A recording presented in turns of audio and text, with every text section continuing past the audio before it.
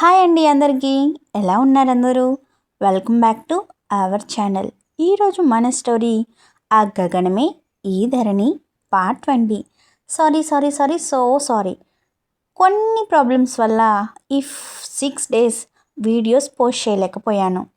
ధరణి కింద పడిపోతున్న టైంలో తన చేతులతో కింద పడకుండా పట్టుకుని ఏమైంది ధరణి అని అడుగుతూ ఆమె బుగ్గల్ని తడుతూ ఉంటే ధరణిలో చలనమే లేదు. ఆమె ఎంతటికీ లెగకపోయేసరికి డాక్టర్కి ఫోన్ చేశాడు గగన్. ఒక అరగంట తర్వాత డాక్టర్ వచ్చి ఎమోషనల్గా బ్రేక్ డౌన్ అవ్వడం వల్ల పడిపోయింది. తనేదో షాకింగ్ విషయం ఏదో చూసి కానీ విని కానీ ఉండాలి, అందుకే తనకిలా జరిగింది. కానీ ఆమె మనసులో ఉన్న బాధ ఏంటో తెలుసుకోండి, అప్పుడే తను కొంచెం నార్మల్ అవుతుంది. లేదంటే తనకి ఇలాగే ప్యానిక్ అటాక్స్ వస్తుంటాయి అని చెప్పి ఒక ఇంజెక్షన్ వేసి ఇంకో హాఫ్ అన్ అవర్లో కళ్ళు తెరుస్తుంది అని చెప్పి వెళ్ళిపోయారు. డాక్టర్ వెళ్ళిన కొద్దిసేపటికి ధరణి కళ్ళు తెరిచింది. ఆమె కళ్ళు తెరిచిన వెంటనే గగన్ ముఖం చూడగానే కోపంతో, నీ ముఖం నాకు చూపించుకో, ఎంత తొందరగా వీలైతే అంత తొందరగా నాకు డివోర్స్ కావాలి అంది ధరణి. గగన్, ఏమైంది ధరణి, ఎందుకు ఇలా బిహేవ్ చేస్తున్నావు అని అడుగుతున్నా ధరణి నుంచి సమాధానం లేదు. అసలు ధరణి ఏమనుకుంటుందో తెలుసుకోవాలని దాని గురించి గగన్ ఎంత అడుగుతున్నా తన పాటికి తను సర్దుకుంటూనే ఉంది ధరణి. ఏమైంది ధరణి, ఎందుకు ఇలా చేస్తున్నావు, ఎందుకు అంత స్ట్రెస్ తీసుకుంటున్నావు? నీ మనసులో ఏముందో చెప్తేనే కదా నేను తెలుసుకుంటాను. నువ్వు ఇలాగే మనసులో పెట్టుకొని బాధపడుతూ ఉంటే నీకు పానిక్ అటాక్స్ వస్తాయంట. ఇప్పుడే డాక్టర్ గారు చెప్పేసి వెళ్ళారు. ప్లీజ్ నేను చెప్పేది వినుధరణి, అసలు ఎందుకు ఇలా చేస్తున్నావు చెప్పు అని గగన్ అడుగుతూనే ఉంటే, ఏం చెప్పాలి, నమ్మిన నన్ను మోసం చేశావు అని చెప్పాలా? ఒక్కసారి కాదు 2 సార్లు నీ విషయంలో నేను మోసపోయాను. ఇక నాకు ఓపిక లేదు. నేను మా ఇంటికి వెళ్ళిపోతాను. డివోర్స్ పేపర్స్ మీద సైన్ చేసి పంపించు అంది ధరణి. ధరణి స్పృహ తప్పి పడిపోయినప్పుడే భువన్కి కాల్ చేశాడు అర్జెంటుగా ఇంటికి రా అని. అప్పుడు భువన్ కాఫీ షాప్లో ఉన్నాడు మిథునతో. భువన్, ఇంటికి సేఫ్గా వెళ్ళు, నాకు కొంచెం వర్క్ ఉంది అని హడావిడిగా వెళ్ళిపోతుంటే, ఎక్కడికి అంది మిథున. ఏమీ లేదు, అన్నయ్య కాల్ చేశాడు, తొందరగా రమ్మంటున్నాడు, ఏదో సంథింగ్ సీరియస్ అనుకుంటా అని భువన్ వెళ్తూ ఉంటే భువన్ వెనుక మిథున కూడా నేను కూడా వస్తాను అని వెళ్ళింది.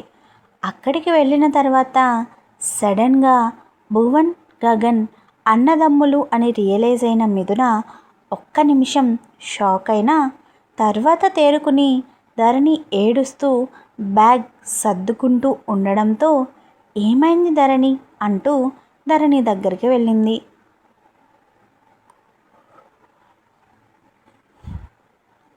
అక్క, నేను మోసపోయానక్క, ప్రేమలో మోసపోయాను, పెళ్ళిలో మోసపోయాను అని ధరణి ఏడుస్తూ చెప్తుంటే, ఏం మాట్లాడుతున్నావు ధరణి, గగన్ గురించి నాకు బాగా తెలుసు, ఒకసారి అపార్థం చేసుకున్నావు, మళ్ళీ ఇప్పుడు ఏ విషయంలో అపార్థం చేసుకున్నావు అని మిథున అంటుంటే, అపార్థం కాదక్క, బాగా అర్థం చేసుకున్నాను అంటూ బ్యాగ్ తీసుకుని ఆ రూమ్లోంచి బయటకు వస్తూ, సంతోషంగా ఉండండి గగన్, ఆ వర్షతో సంతోషంగా ఉండండి అంటూ అక్కడి నుంచి వెళ్ళిపోయింది ధరణి.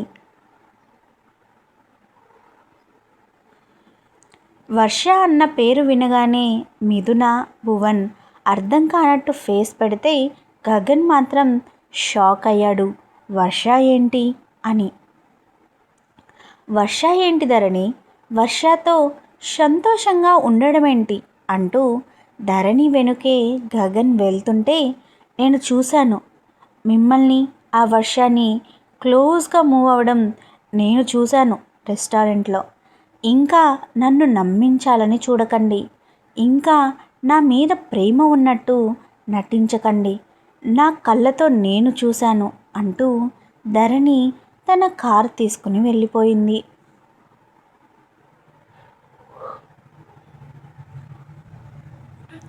వర్షతో నువ్వు రెస్టారెంట్లో ఏం చేస్తున్నావు అన్నయ్య అని గట్టిగా అడిగాడు భువన్. గగన్ తన జుట్టు కుదుళ్లలోకి వెళ్ళిపోనిచ్చి అక్కడే ఫ్లోర్ మీద మోకాళ్ళపై కూర్చుని వర్షని కన్సోల్ చేయడానికి వెళ్ళాను భువన్.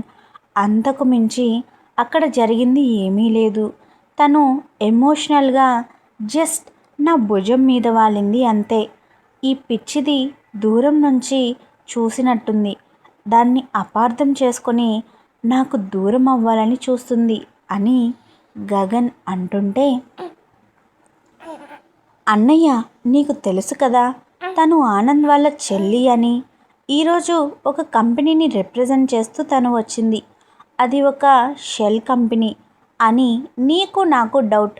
మన కంపెనీ లాబీలో ఆ మీటింగ్ అయిపోగానే నాతో ఏం చెప్పావు?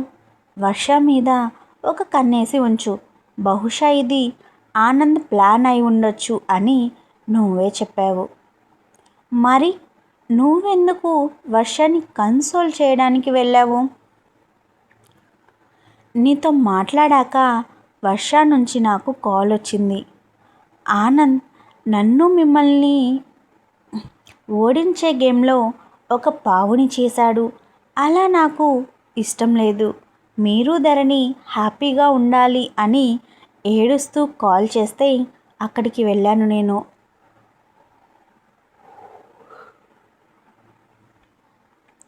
అక్కడికి వెళ్ళాక వాళ్ళ అన్నయ్య మీద కోపం ఉన్నట్టు, వాళ్ళ అన్నయ్య చేసే పనులు నచ్చనట్టు మాట్లాడుతూ ఏడుస్తూ ఉంటే కన్సోల్ చేశాను. అలా కన్సోల్ చేసే ప్రాసెస్లో తను జస్ట్ అలా భుజం మీద వాలింది అంతే అని గగన్ అంటుంటే, అన్నయ్య అసలు ఎందుకు నువ్వు ధరణి విషయంలో ఇంత నెగ్లిజెన్స్గా ఉన్నావో నాకు అర్థం కావట్లేదు. నువ్వు కంపెనీ గురించి తీసుకునే ప్రతి నిర్ణయం పర్ఫెక్ట్గా తీసుకుంటావు. ఒకటికి 2 సార్లు ఆలోచిస్తావు. ముందే నీకు ధరణికి మధ్య రిలేషన్స్ బాగలేవు తెలుసా. ఈవినింగ్ ధరణి నన్ను కలిసి నీ గురించి మొత్తం తెలుసుకుని కొత్తగా తన లైఫ్ స్టార్ట్ చేయాలని ఇంటికి వచ్చి నీతో సారీ చెప్పాలి అని అనుకుంటున్నానని నాతో చెప్పింది. ఇంతలోపే నువ్వు ఇంత మెస్ క్రియేట్ చేసావన్నయ్యా. ఒక్కసారి కూడా నీకు అనిపించలేదా? వర్ష అలా ఏడుస్తూ ఫోన్ చేసింది, తన అన్నయ్య గురించి నీ దగ్గర చెప్తుంది అంటే అది కూడా ఆనంద్ ప్లాన్ అయి ఉండొచ్చు అని ఒక్కసారి కూడా ఆలోచించలేకపోయావా అన్నయ్య అని గగన్ మీద సీరియస్ అవుతూ తన కార్ తీసుకొని ధరణిని ఫాలో అవ్వడానికి వెళ్ళిపోయాడు భువన్.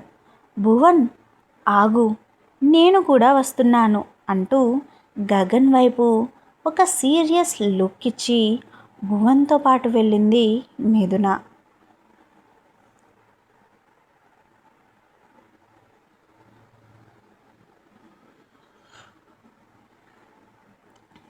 ఇంకొక అరగంటలో హైదరాబాద్ చేరుకుంటామమ్మా.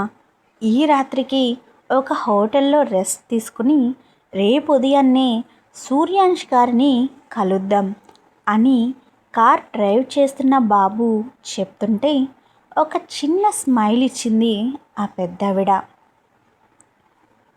మన ఎదురుగా వస్తుంది గగన్ కారే కదా, కానీ డ్రైవ్ చేస్తుంది గగన్ కాదు, ఎవరో అమ్మాయి ధరణి అయి ఉంటుంది. ఈ టైంలో తను ఈ రూట్లో ఎందుకు వెళ్తుంది అని ఆ పెద్దావిడ అంటుంటే, ధరణి వాళ్ళ అమ్మ వాళ్ళ ఇల్లు ఈ రూట్లోనే అమ్మా అన్నాడు బాబు. ఇంతలో వాళ్ళ ఎదురుగా వస్తున్న కార్ ఆగిపోయింది. బాబు దిగి వెళ్ళి ఏం జరిగిందో చూడు అని ఆ పెద్దావిడ ఆర్డర్ వేయడంతో కార్ అలా ఆగిపోవడంతో గగన్ మీద ఉన్న కోపాన్ని అంతా కార్ మీద చూపిస్తూ ఉన్న ధరణి దగ్గరకు వెళ్ళి, ఎక్స్క్యూజ్ మీ మేడం, ఏమైనా ప్రాబ్లమా అన్నాడు బాబు. అవును అని ధరణి అంటుంటే ఆ పెద్దావిడ కూడా దిగి, ఏమైందమ్మా అంది. ఆవిడని చూడగానే దగ్గర మనిషిని చూసినట్టు ధరణికి అనిపించడంతో, మిమ్మల్ని నేను ఎప్పుడైనా చూశానా అంది. ఆమె చిరునవ్వు నవ్వుతూ ధరణి తల మీద చేయి వేసి, లేదు కానీ నేను నీకు నానమ్మని అంది ఆవిడ.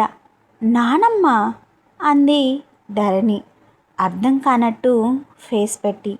కొనసాగుతుంది. Thank you for watching. Keep smiling, keep listening. నేను మీ అనుష కృష్ణ, సైనింగ్ ఆఫ్.